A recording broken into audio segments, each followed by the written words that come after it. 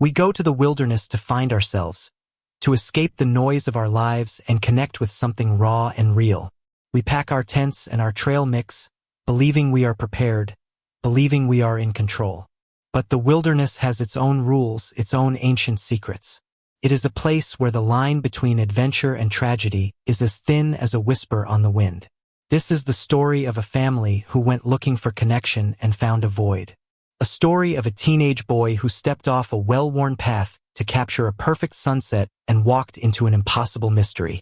He vanished, leaving behind only the breathtaking, terrifying beauty of the forest, and a single, cryptic text message that would become his family's most cherished and most terrifying possession.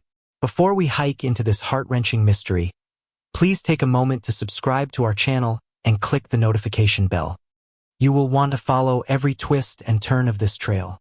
Now, let us introduce you to the Miller family, whose lives were about to be forever changed by one camping trip and one eerie, inexplicable echo from the wild. The Miller family was, by all measures, a textbook example of suburban contentment. Tom, the father, was a successful civil engineer, a man who believed in blueprints, solid foundations, and predictable outcomes. Sarah, the mother, was a landscape designer, a woman with an artist's soul who found beauty in the chaotic, untamable patterns of nature. Their two children were perfect reflections of this parental dichotomy. Emily, at 20, was her father's daughter, a pragmatic pre-law student who organized her life in color-coded binders. And then there was 17-year-old Ethan. Ethan was his mother's son. He was a quiet, introspective teenager who saw the world through the lens of a camera. He was a gifted photographer, his passion lying not in posed portraits, but in capturing the fleeting, ephemeral moments of light and shadow in the natural world. He was a dreamer, a bit of a loner, and the annual family camping trip to the Blackwood National Forest was the one time of year he truly felt alive, his quiet nature perfectly at home in the immense, cathedral-like silence of the ancient woods. This year's trip was supposed to be special. It was the last one before Emily headed off for a semester abroad. It was also the first time Ethan was allowed to bring along two of his own friends. His best friend, Liam, a boisterous, down-to-earth kid who provided a grounding counterpoint to Ethan's dreamy nature, and Maya, a new friend from his photography club, a girl with intelligent, curious eyes who shared his passion for capturing the world in still frames. Blackwood National Forest was a place of mythic, intimidating beauty. It was a sprawling, half-million-acre wilderness of old-growth pines, granite cliffs, and a labyrinth of hiking trails. The Millers had been coming to the same campsite on the shore of Serenity Lake for a decade. It was their place, familiar and safe. The first 2 days of the trip were idyllic. They swam in the cold, clear water of the lake, told stories around the campfire, and hiked the familiar trails. Ethan, with Liam and Maya in tow, was in his element. He was constantly wandering slightly off-trail, his camera to his eye, capturing the way the sunlight filtered through the canopy or the intricate patterns of moss on a fallen log. Tom would gently chide him to stay with the group, but Sarah would just smile, understanding her son's need to follow the light. The day Ethan vanished began like any other.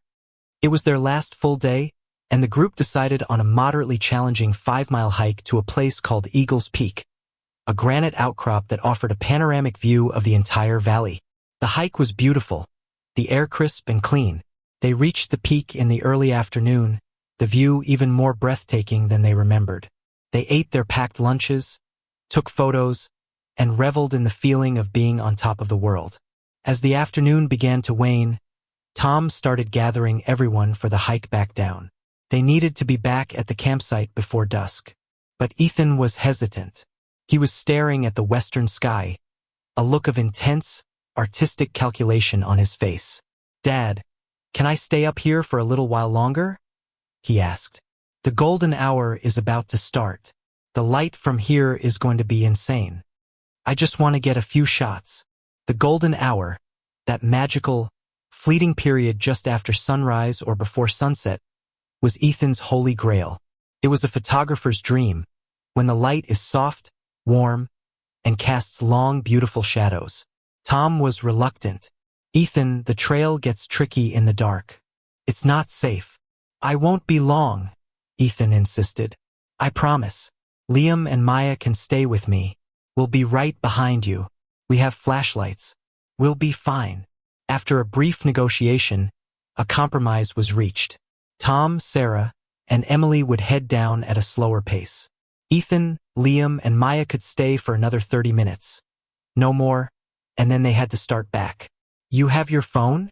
Sarah asked, her voice tinged with the usual maternal anxiety. Ethan nodded, patting the pocket of his cargo shorts. Tom and Sarah gave him one last look, a typical parental glance of loving exasperation, and started down the trail with Emily. They had no way of knowing it was the last time they would ever see their son. The 30 minutes passed in a blur of photographic ecstasy for Ethan and Maya. They moved around the peak, their cameras clicking, chasing the rapidly changing light. Liam, less interested in the artistry, sat on a rock, patiently checking his watch. The sun, a great, fiery orb, began to dip below the distant mountain range, painting the clouds in spectacular hues of crimson and gold. Okay, guys, it's been 40 minutes, Liam finally said, his voice cutting through their focused silence. We really have to go. Maya agreed, starting to pack her camera away. But Ethan was transfixed. Just 5 more minutes, he pleaded, his eye still pressed to his viewfinder. There's a smaller ridge just over there, he said, pointing to a spot about 200 yards away, slightly lower down and off the main trail. The angle from there will be perfect. The whole valley will be framed by the pines. I'll just run over, get the shot, and be right back. Promise. Wait here for me. Before they could protest, he was gone, moving with a quick, purposeful stride, his camera bag slung over his shoulder.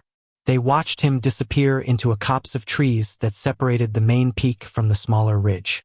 They waited. The 5 minutes he had asked for came and went. The sun sank completely below the horizon, and the brilliant colors of the sky began to fade into a deep, bruised purple. The temperature dropped. The woods, which had been so beautiful and inviting in the light, began to feel menacing, the shadows deepening and merging into an impenetrable darkness. Ethan, Liam called out, his voice sounding small in the vast, open space. Come on, man, let's go. There was no answer, only the sound of the wind whispering through the pines. 10 more minutes passed. Now real worry began to set in. This was not like Ethan. He was a dreamer, but he was also an experienced hiker. He knew better than to be reckless in the dark. Maybe he slipped, Maya said, her voice tight with a rising fear. They turned on their flashlights and started toward the ridge where he had gone, their beams cutting nervous, dancing circles in the gloom. They followed his path into the trees, calling his name over and over. They reached the small, rocky ridge. It was empty. There was no sign of him. No footprints on the hard, rocky ground. No dropped lens cap. Nothing. Panic began to take hold, cold and sharp. They searched the immediate area, their voices growing more frantic, their flashlight beams more desperate. They imagined the worst. A fall, a twisted ankle, a snake bite. But there was nothing. It was as if he had stepped behind the trees and simply vanished from the face of the earth. After nearly an hour of fruitless, terrified searching, they made the difficult, heart-wrenching decision. They couldn't find him in the dark. They had to go for help. The hike back down the mountain, a journey that had been so pleasant in the daylight, was now a terrifying ordeal. Every rustle in the undergrowth, every snap of a twig, sent a jolt of fear through them. They half ran, stumbling over rocks and roots, driven by a mixture of terror and a desperate urgency. They reached the campsite just before 9 p.m. It was empty. Tom, Sarah, and Emily, assuming the teenagers were on their way, had driven to the ranger station at the park entrance to wait for them there, a precaution against the very thing that had now happened. Liam and Maya found them there, in the warm, fluorescent light of the ranger station, their faces pale, their eyes wide with a terror that told the whole story before they even spoke a word. He's gone, Liam gasped, his chest heaving. We were at the peak.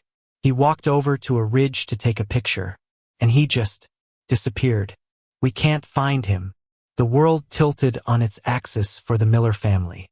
The idyllic camping trip had just ended, and a waking nightmare had begun. In the golden, fleeting light of a perfect sunset, their son had walked away and vanished without a trace. The immediate aftermath of the news was a blur of frantic, institutional action and raw, chaotic emotion.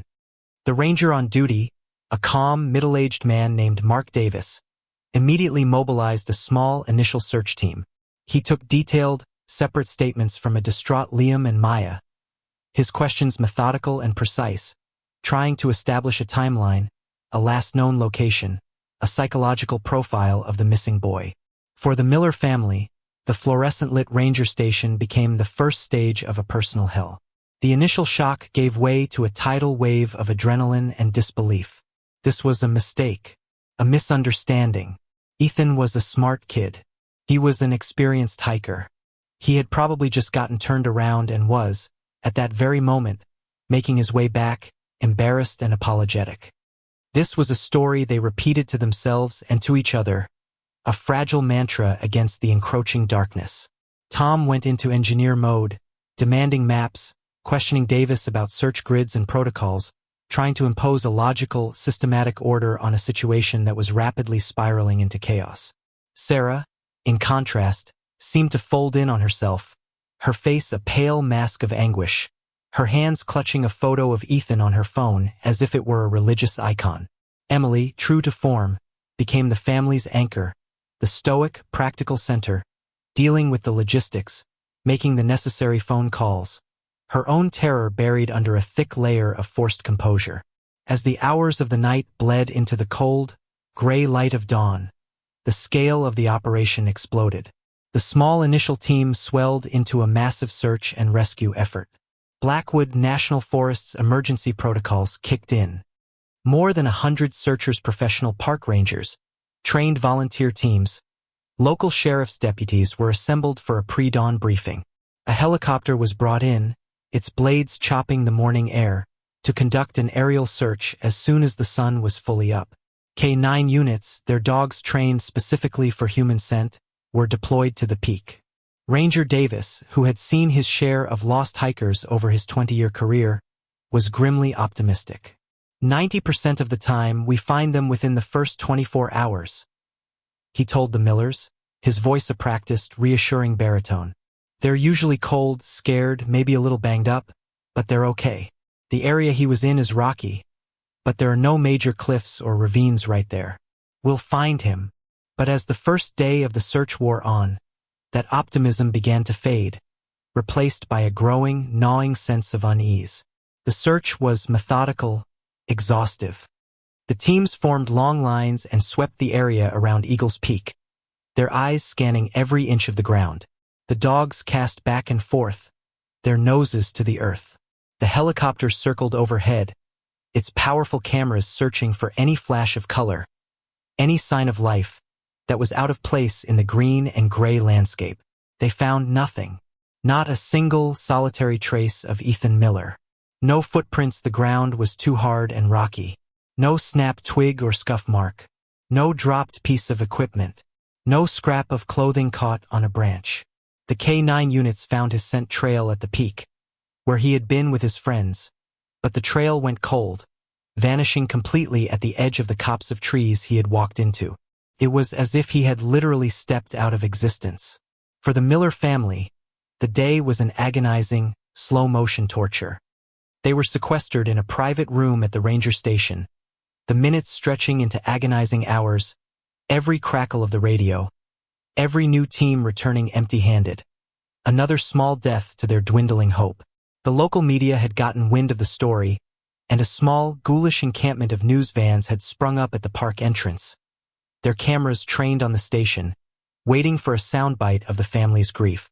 By the end of the second day, the atmosphere had shifted from one of urgent hope to one of quiet, grim resolve. The search continued, but the language used by the officials had subtly changed. Words like rescue were slowly being replaced by words like recovery. Davis, his face etched with a new weariness, had to deliver the news that, despite their best efforts, they had found no sign of Ethan. He began to ask the harder questions. Was Ethan unhappy? Were there problems at home? Could he have run away? The suggestion was a fresh, agonizing wound for Sarah and Tom. Their son had not run away. He loved them. He was happy. But the questions planted a seed of doubt, a new layer of horror. What if they didn't know their son as well as they thought? The search was officially scaled back after the fourth day.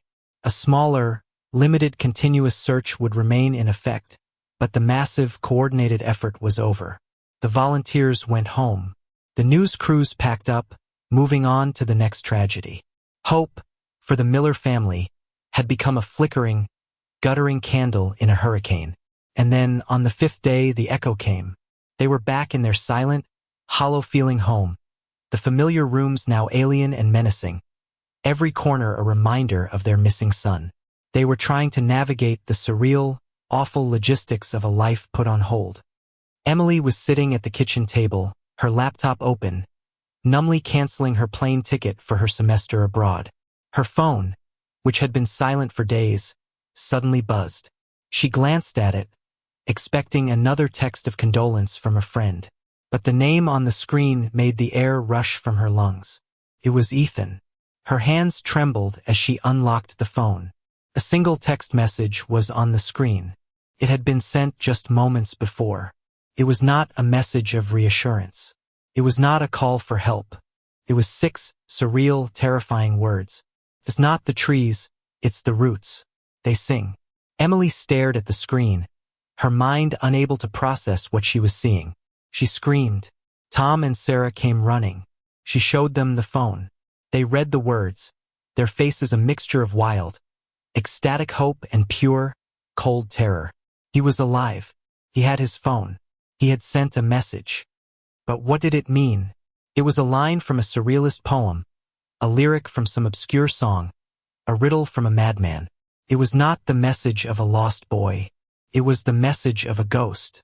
Tom grabbed his own phone and immediately called Ethan's number. It went straight to voicemail. He tried again. Voicemail. Emily tried to text back, her fingers fumbling on the screen. Ethan? Where are you? Are you okay? The message sent, but the delivery notification never came. They called Ranger Davis, their voices a babble of frantic, hopeful hysteria. He was as stunned as they were. The message was the first new piece of information, the first sign of life in 5 days. The tech team at the sheriff's department was immediately put on the case, trying to get a location from the text. The information came back an hour later, and it was another blow. The phone had pinged a cell tower for the briefest of moments, just long enough to send the single text. The signal had come from a remote, almost inaccessible sector of the Blackwood National Forest, a treacherous area of deep canyons and dense, untracked wilderness, miles from where he had disappeared. And then, the phone had gone silent again, either turned off, broken, or its battery finally dead. The search was immediately relaunched, a new, desperate energy fueling the teams as they focused on the new sector. But the family was left with the eerie echo of their son's message. It's not the trees, it's the roots. They sing. The words were a key to a lock they couldn't find. They were a sign of life that felt chillingly like a message from another world. The mystery of Ethan's disappearance had not been solved. It had just been given a haunting, terrifying new title. The discovery of Ethan's text message was a detonator, blowing a hole through the wall of resigned grief that had begun to form around the Miller family. Hope, violent and agonizingly sharp, rushed back in. But it was a monstrous kind of hope, tangled with a new and profound confusion.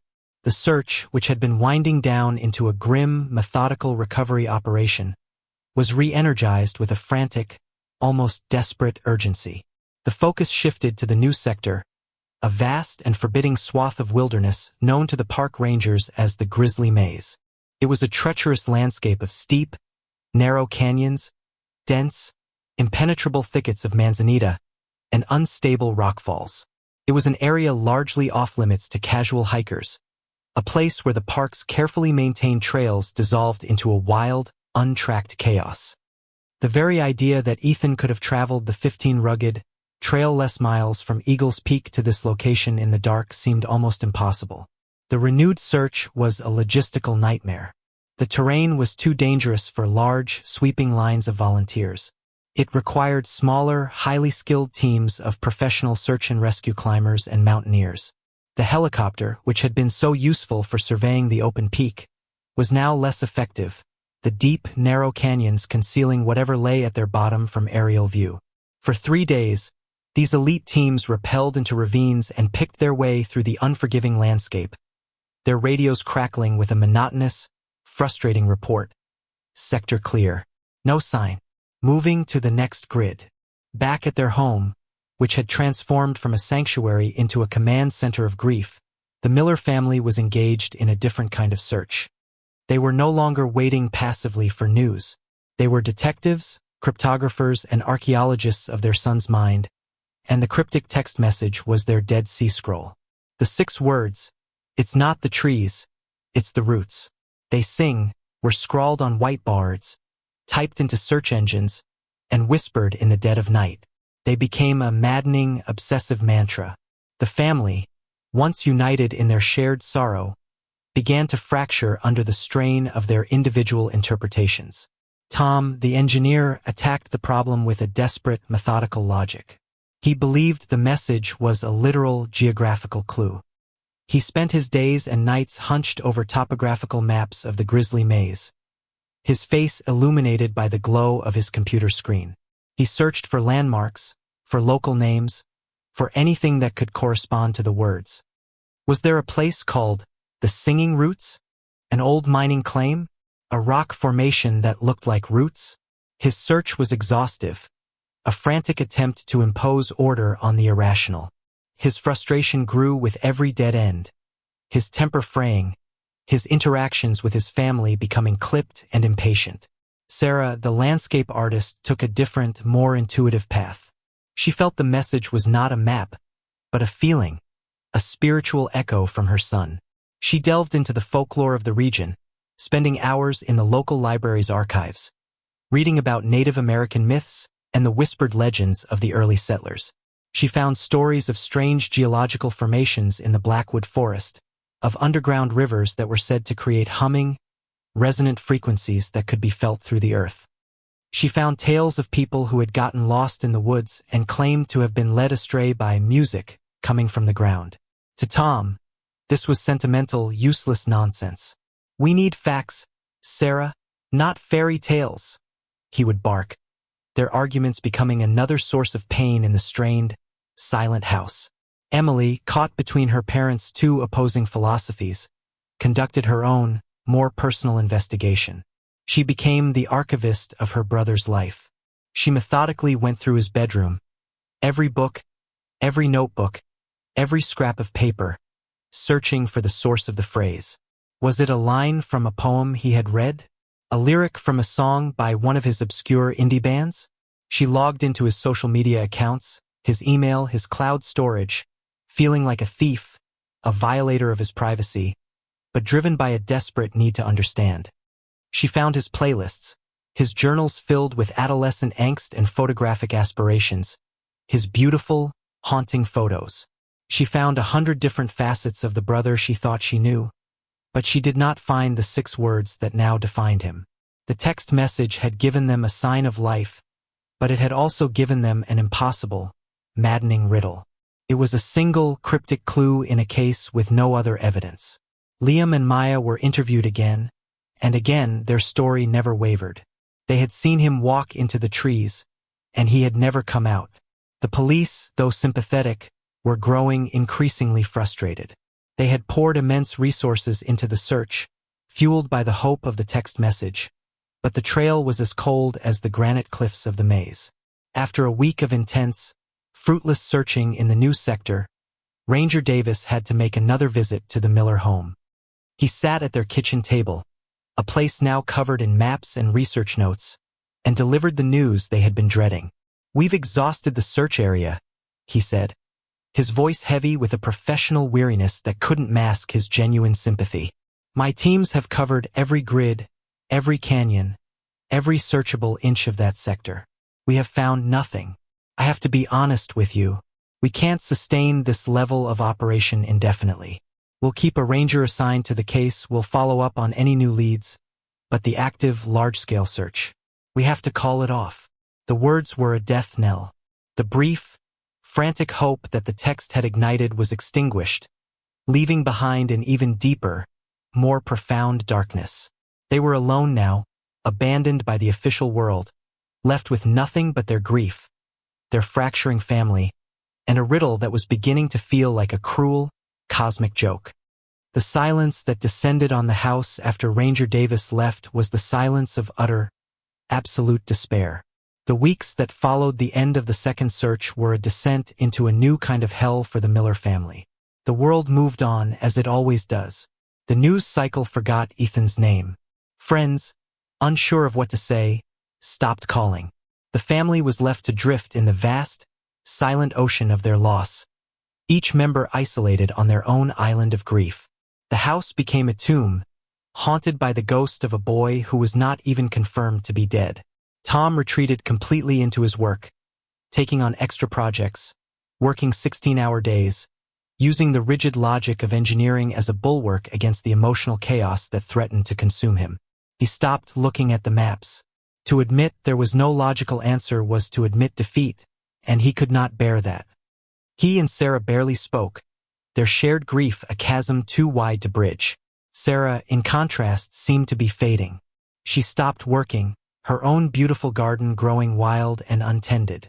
She would spend hours walking the perimeter of their property, which bordered a small state park, as if by immersing herself in the woods, she could somehow understand the wilderness that had stolen her son. She would return with leaves in her hair, her eyes distant and unfocused. She had begun to believe the local legends she had researched, to believe that Ethan had been taken by something ancient and unknowable, that his text was a message from a place beyond their understanding. Emily was the only one who had not given up the search.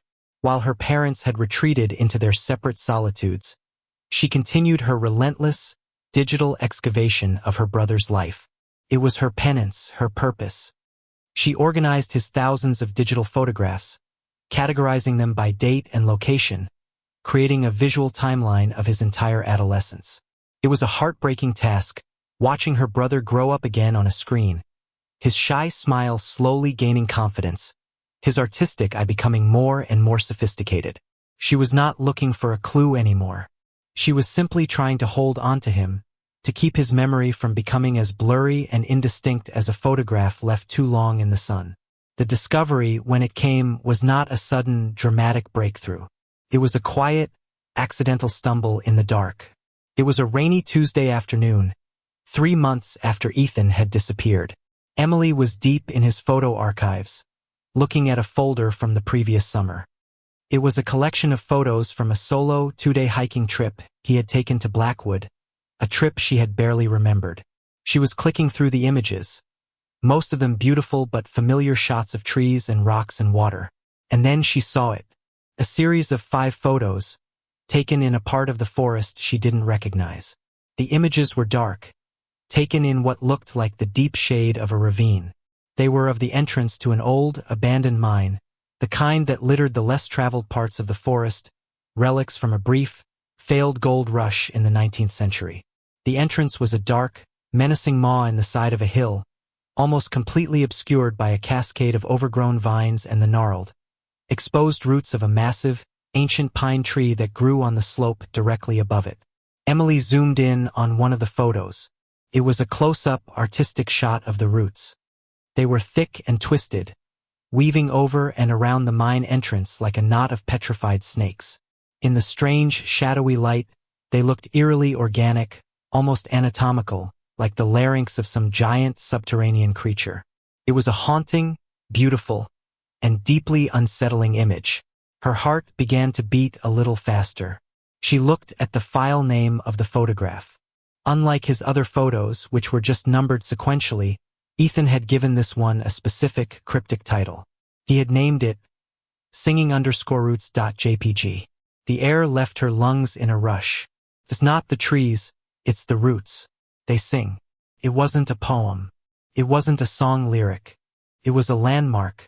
It was a caption. It was the name he had given to a place. Her hands shaking, She checked the metadata of the photograph. The digital file still contained the embedded GPS coordinates from the moment the picture was taken. She typed the coordinates into an online map. The pin dropped. It landed in the heart of the Grizzly Maze, in a deep, inaccessible canyon less than a mile from where his phone had sent its last, ghostly ping. "Dad! Mom!" she screamed, her voice a raw, choked sound. "I found it! I found him!" For the first time in months, the three of them were united, huddled around the computer screen, staring at the haunting image of the gnarled roots. The riddle was solved. The abstract, poetic mystery had suddenly become a concrete, terrifying place on a map. "It's not the trees," Tom whispered, the meaning finally horribly clear. He meant he was under the trees. He was underground. The call to Ranger Davis was different this time. There was no hysteria, only a cold, hard certainty. Emily emailed him the photograph and the GPS coordinates. There was a long silence on the other end of the line after he had opened the file. "My God," Davis said, his voice a low, stunned whisper. "The old Ironwood mine has been sealed off for 50 years. We never thought to search inside." The hope that flooded back into the Miller house was a brutal, terrifying thing. It was a hope that now had a destination that was a dark, forgotten hole in the ground. The final search was not a massive, sprawling operation. It was a small, surgical strike born of a single digital ghost. Ranger Davis assembled a specialized team of 4 experts in mine rescue and spelunking. The mission was too dangerous for anyone else. The old Ironwood mine was notorious, a crumbling, unstable labyrinth that had been officially condemned and sealed by the Park Service decades ago, its entrance supposedly dynamited shut. Ethan's photograph was proof that at least one, small, hidden opening remained. The Miller family was not allowed to accompany them, a necessary cruelty to protect them from both the danger and the potential heartbreak. They waited, this time together, in the familiar, awful purgatory of the ranger station. Their 3 bodies huddled together on a small couch, a single unified entity of hope and dread. The team, guided by the GPS coordinates, was flown by helicopter as close to the location as possible and then hiked the final, treacherous mile. They found the mine entrance exactly as it had appeared in Ethan's photograph, a dark secret hidden behind a veil of leaves and the twisted, gnarled roots of the ancient pine. The opening was small and partially collapsed, barely large enough for a person to squeeze through. What followed was a slow, claustrophobic descent into the earth. The air inside was cold and stale, smelling of damp rock and a profound, ancient blackness. Their powerful headlamps cut sharp, white beams through the absolute darkness, revealing rotting support timbers, rusted or cart tracks, and the glittering, wet sheen of the tunnel walls. It was a place that had not seen sunlight in a century. They found him about 100 yards in. The main tunnel opened into a larger chamber, and at the far end of the chamber was a vertical shaft, a ventilation access that dropped straight down into the lower levels of the mine. The wooden barriers that had once surrounded it had long since rotted away. At the bottom of the 20-foot shaft, half submerged in a pool of dark, icy water, was Ethan. His camera bag was on the ledge near the top of the shaft, his expensive camera lying beside it, its lens shattered. It seemed he had been setting up a shot of the chamber, had stepped backward without looking, and had fallen into the darkness. The recovery was a somber, delicate operation. They brought him back up into the light, his body wrapped in a respectful, clinical shroud. He had been there for a long time. The final, heartbreaking pieces of the puzzle were assembled by the medical examiner's report and an analysis of Ethan's recovered phone. He had not died instantly. The fall had broken his leg and several ribs, a painful but not immediately fatal set of injuries. He had been alive, alone in the absolute darkness and the freezing water, for several days. In his last, lucid moments, he had pulled out his phone. In the pitch black of the mine, he would have had no idea if he had a signal. But by some fluke of geology, some freakish atmospheric condition, his phone had, for a few seconds, connected with a distant cell tower. He had tried to call 911, but the call had failed to connect. So he had sent a text to the one person he knew would never stop looking, his sister. He had tried to tell them where he was. In a state of shock, pain, and advancing hypothermia, his mind clouded with delirium, he hadn't been able to form a clear, logical message. He had defaulted to the language he knew best, the language of imagery, of art. He had sent the last thing he remembered seeing, the name he had given the photograph that had led him there. The Singing Roots. A message that was both a perfect, poetic description and a tragic, fatal failure of communication. He had died a few hours later, his phone's battery finally giving out in the cold. The Miller family finally had their answer. It was the worst possible answer, but it was an answer nonetheless. The endless, maddening loop of the unknown was over. The riddle was solved. They could finally bring their son home. They buried him in a small, quiet cemetery that overlooked a rolling, wooded valley. At the service, they did not read from the Bible. Instead, Emily, her voice shaking but clear, read the text message aloud. "It's not the trees, it's the roots. They sing." The words no longer sounded eerie or insane. They sounded like Ethan. They were a strange, beautiful, and heartbreaking epitaph. A final, ghostly photograph captured in words. In the months that followed, the family began the slow, painful process of healing. They sold their house, the place of so many happy memories that had become a headquarters for their grief. They moved to a smaller home, closer to the city, a place without a silent, accusing forest at its edge. Tom and Sarah found their way back to each other, their shared loss now a bridge instead of a chasm. Emily, before she finally left for her semester abroad, created a website, a beautiful online gallery of her brother's photography. The centerpiece of the site was the last photo he ever took, a breathtaking shot of the sunset from Eagle's Peak, taken just moments before he had walked into the trees. It was a masterpiece of light and color, a perfect moment of beauty captured forever. And below it, she typed the caption, "The Singing Roots." The eerie echo from the wild had finally been transformed into what it had been all along, a son's last, desperate, and beautiful song.